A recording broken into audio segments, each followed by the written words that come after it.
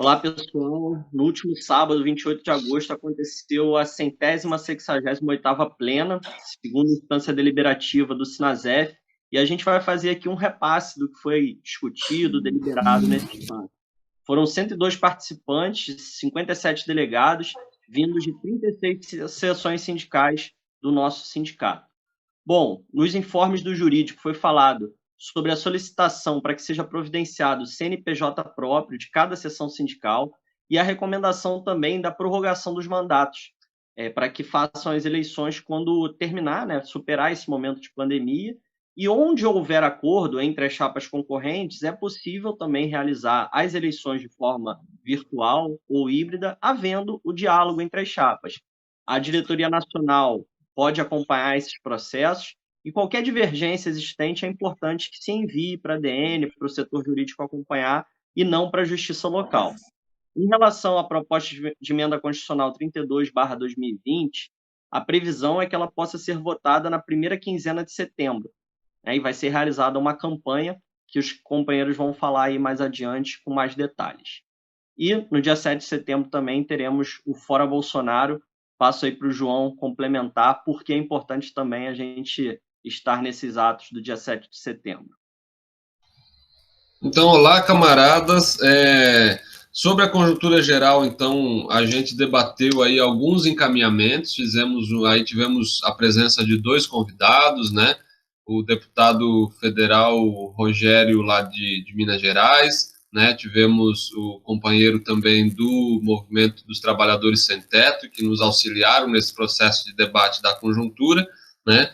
E, na sequência, a gente debateu alguns encaminhamentos, né? Então, o que foi encaminhado, basicamente, aqui na nossa plenária, né, foi, primeiro de tudo, levar para as reuniões das centrais, após o balanço aí dos dias 18 de agosto, também aí do Encontro Nacional dos Servidores Públicos, que foi realizado no final de julho, né?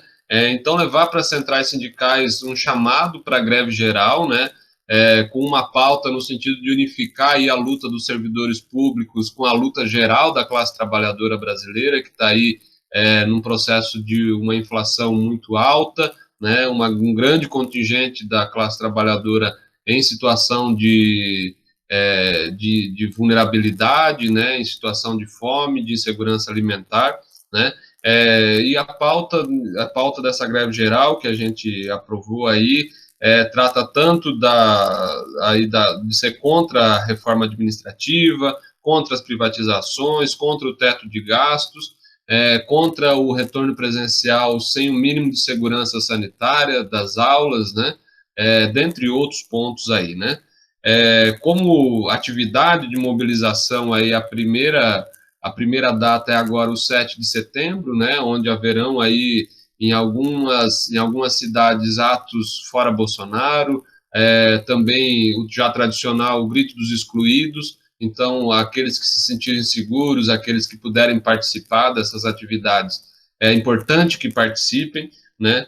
Nos dias 13 e 14 de setembro, também haverá aí uma mobilização em Brasília, né? O Sinasef Nacional está chamando, quem puder comparecer em Brasília nesses 2 dias, 13 e 14, que é uma data que está sendo previsto o debate no plenário da Câmara sobre a reforma administrativa, e dentro desse calendário de luta contra a reforma administrativa, foi aprovado também uma campanha SOS Serviço Público, né, com a confecção de outdoors e de camisetas, né, para serem distribuídas aí para a nossa base, e também a promoção de um show online com o tema Brasil contra a PEC 32, onde a ideia é chamar aí artistas nacionais, artistas regionais, de forma a gente fazer uma atividade de propaganda mesmo, denunciando aí essa maldade que significa a PEC 32.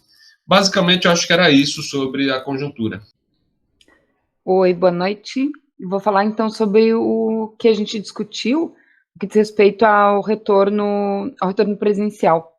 Na plena, ontem, algumas sessões informaram que estão voltando, né, que seus IFs estão voltando, com alguns com porcentagem de 20%, 40%, mas não detalharam como que está se dando isso, quanto à adesão dos professores, adesão dos alunos, como que as atividades estão acontecendo e nem se os protocolos sanitários estão sendo seguidos, né, o que é bastante preocupante.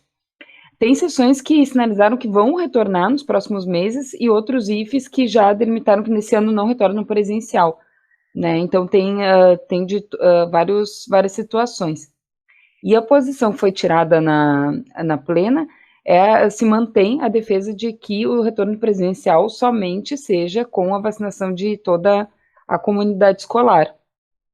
No entanto, como alguns já começaram, né, e não foi possível impedir esse início desse retorno, aí se aprovou, então, que onde esse retorno está acontecendo, que seja criada pelo SINASEF Nacional uma comissão com especialistas de saúde para ir orientando as sessões caso a caso, e que o sindicato fiscalize e cobre nessas medidas sanitárias, como o distanciamento, o uso de máscaras PFF2, e que seja cobrado e exigido que quem volta para trabalhar presencial esteja vacinado, né? Essa foi um dos encaminhamentos também da plena, no sentido do SINASEF se manifestar a favor dessa obrigatoriedade da vacinação, né, para a comunidade escolar, então não só como segurança para o retorno, mas que também as pessoas que não querem se vacinar, que elas não possam retornar para o campus, né, porque é muito arriscado para a saúde de todos e todas.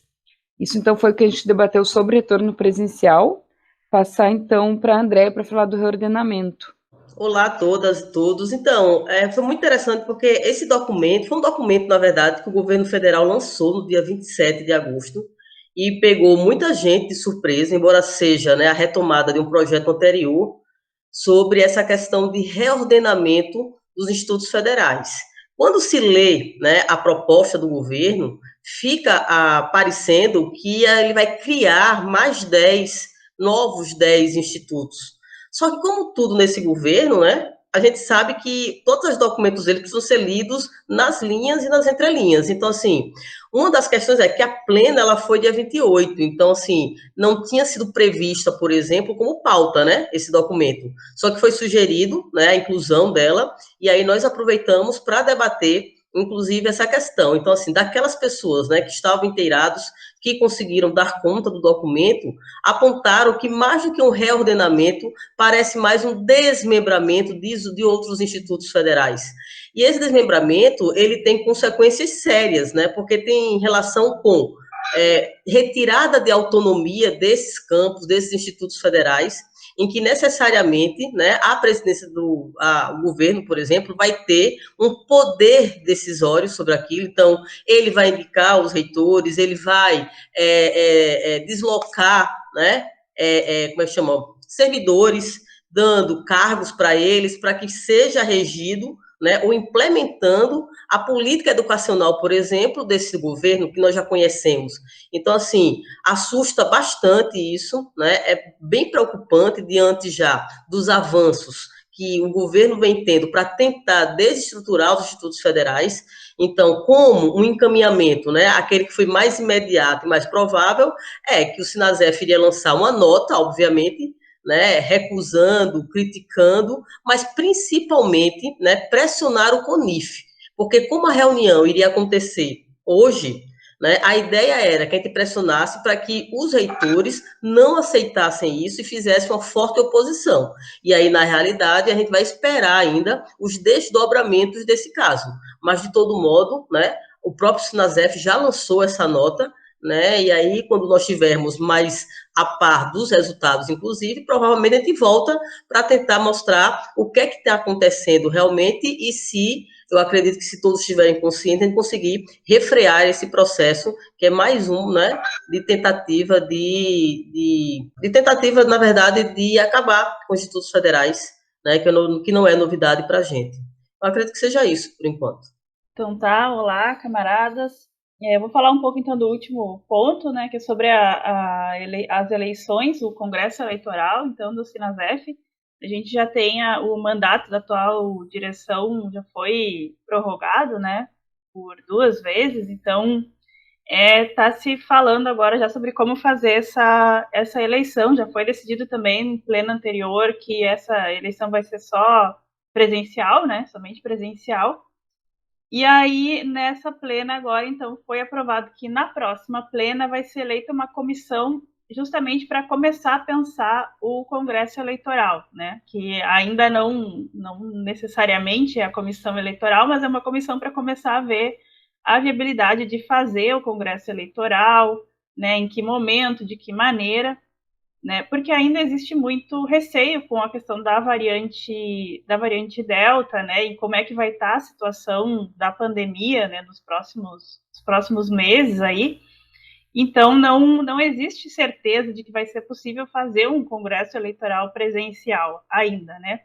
E o mandato atual da direção vai até dezembro, né? Então, precisa ainda ser discutido como fazer o congresso e como fazer a eleição. Faz bastante tempo, né, que a atual direção tá aí, né? Então é interessante, é saudável a troca, né? E do interesse de todo mundo que ela seja feita, mas seja feita de forma segura, né? Então isso tudo é o que a comissão vai ser montada na próxima plena ainda e vai começar a ver.